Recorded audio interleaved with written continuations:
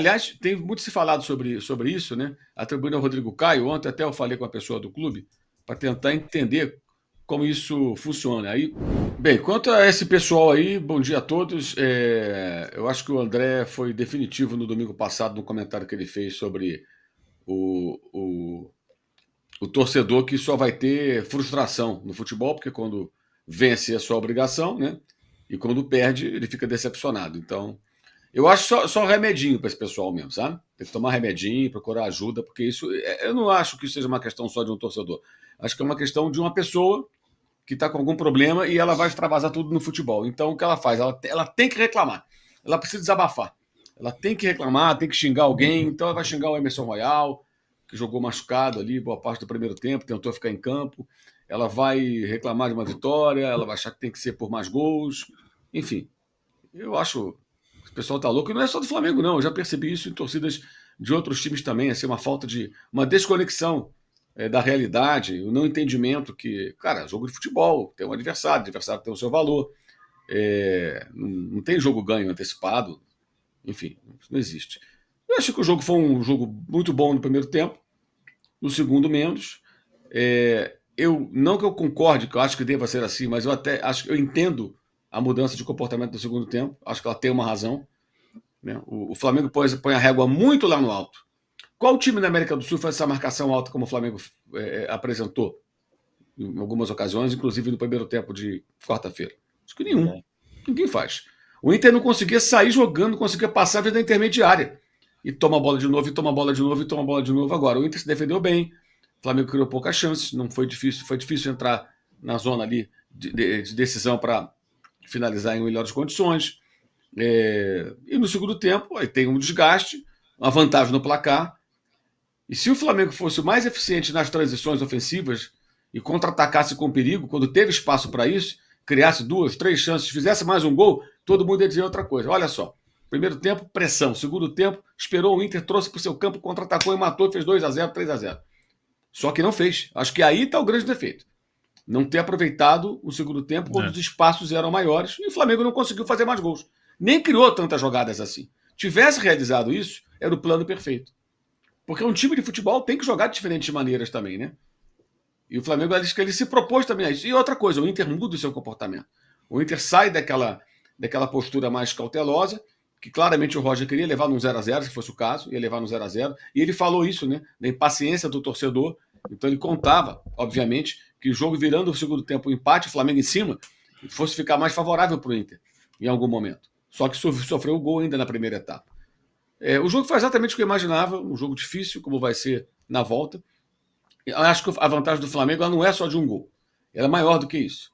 O Flamengo tem uma condição que do combo de jogos tem mais elenco para poder ter time bom domingo e quarta, e o Inter é que está em desvantagem, tem que vencer por 2 gols, o Flamengo pode empatar, o Inter vencendo por 1 vai para os pênaltis.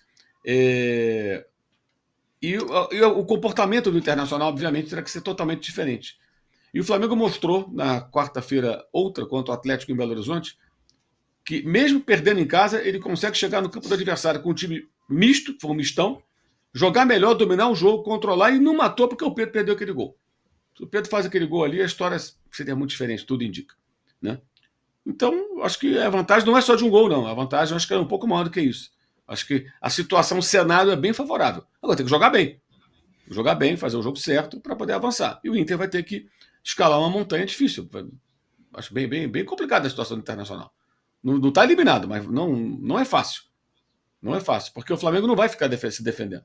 O Flamengo vai tentar controlar o jogo, ter a bola, e o Inter vai ter que duelar por essa posse para ter a bola, agredir o Flamengo e criar situações. Né? Mas acho que foi um bom jogo. O resultado, do ponto de vista rubro-negro, não foi o ideal, obviamente, mas não mereceu mais do que 1-0 também, não. Acho que pelo volume, pelo número de finalizações, não acho que o Flamengo jogou para vencer por mais gols, não.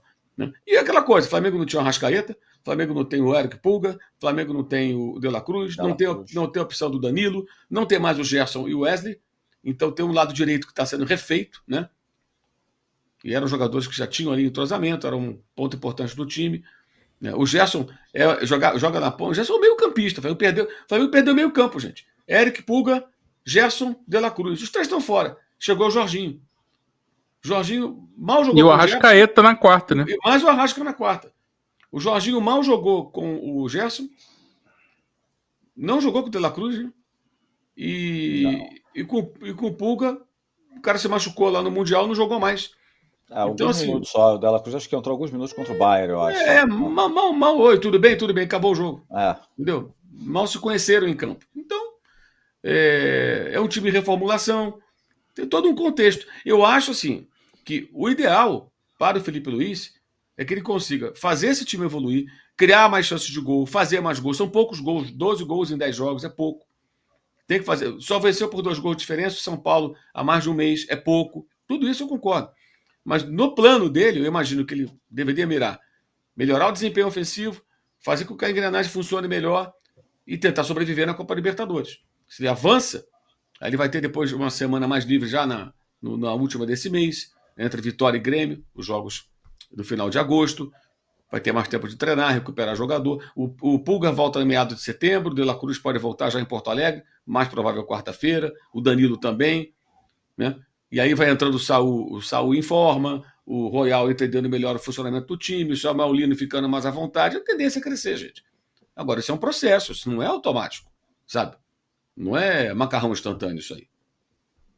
É um prato mais elaborado, leva tempo para ficar E pronto. esses reforços, Mauro, estão tendo que entrar talvez longe da forma física, até por conta dos desfalques, né? Porque se tivesse o Pulga, se tivesse o Dela Cruz, talvez o Saúl estivesse entrando com muito mais calma, muito mais devagar, né? O Wesley saiu, então o Royal também teve que entrar, ainda tem isso, né? Não, é lógico. E o Carrascal estreou quarta-feira, gente. E participou da jogada da única chance do segundo tempo, do jogo no segundo tempo, que foi o chute do Luiz Araújo, espirrou ali meio o taco. Até Para mim, entendi é a que ele pegou jogada de mais primeira. bonita do jogo. Pra mim, Ele a jogada mais participa da bonita. jogada, ele participa da jogada. Dá sequência, aí depois o Cebolinha meio que a bola espirra, e é quando o Luiz Araújo. Acho que ele acertou de tentar de primeira. Se ele tenta dominar ali, a marcação estava chegando. Acho que não ia conseguir bater pro gol. Só que ele não pegou bem. Aconteceu. E foi uma defesa difícil do Rocher, saiu bem do gol o goleiro. Foi a única chance do segundo tempo. Né? Agora, o Flamengo não toma gol, gente. Internacional não criou nada de. Nenhum perigo. O Rossi não sujou a roupa. Isso é importante. Ah, mas faz muito gol de bola parada. Que bom, hein? Pô, que bom. Parabéns. Pô, não é legal fazer gol de bola parada? Ou preferia o Flamengo tomando gol de bola parada?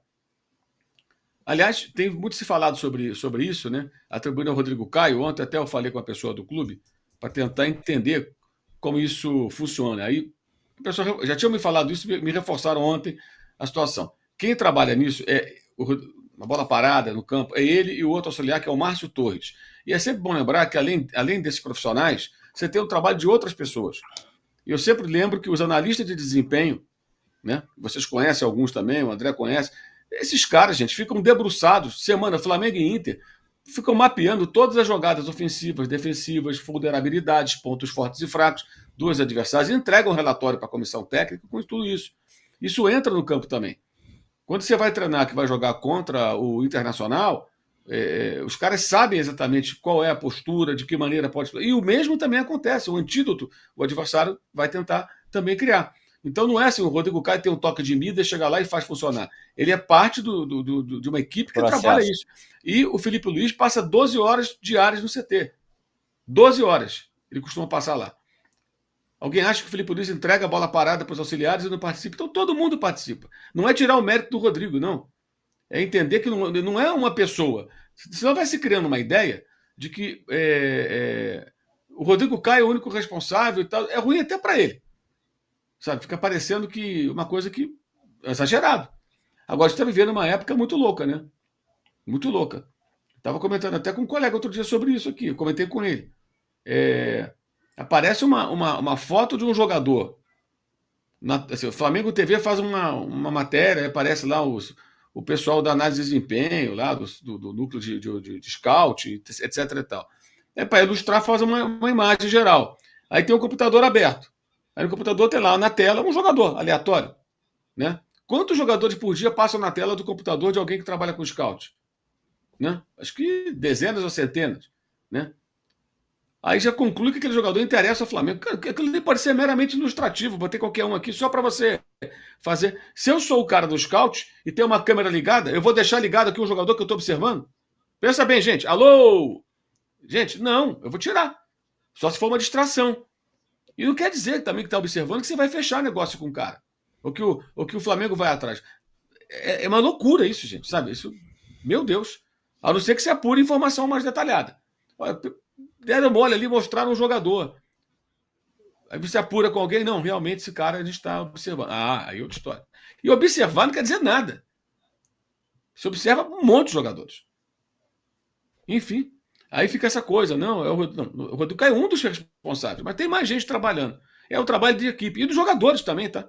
Especialmente deles, que estão sendo capazes de executar aquilo que é ensaiado, de maneira que o Flamengo faça muito gol de bola parada e não tome gol. Não tome gol. Inclusive, Pedro tirou a bola de cabeça, Bruno Henrique tirou a bola de cabeça, todo mundo ajuda.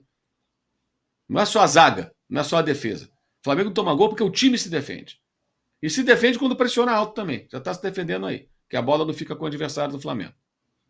Chegou o maior clube de vantagens do YouTube. Clube de vantagens da S1 Live. Por apenas R$ 9,90 por mês, você entra pro nosso time e começa a concorrer toda segunda-feira uma camisa oficial de sua escolha. E tem mais, toda semana rola o bolão da rodada e o vencedor leva R$500 no Pix. Isso mesmo, até R$2.000 por mês em prêmios só no bolão. E não para por aí. Os 10 primeiros colocados do bolão também ganham prêmios incríveis toda semana. São muitas vantagens. Assinantes do Clube de Vantagens não pagam mais superchat nas lives. Você pode aparecer ao vivo nos nossos programas. É isso mesmo, você que é assinante também poderá enviar perguntas em vídeos pelo nosso app.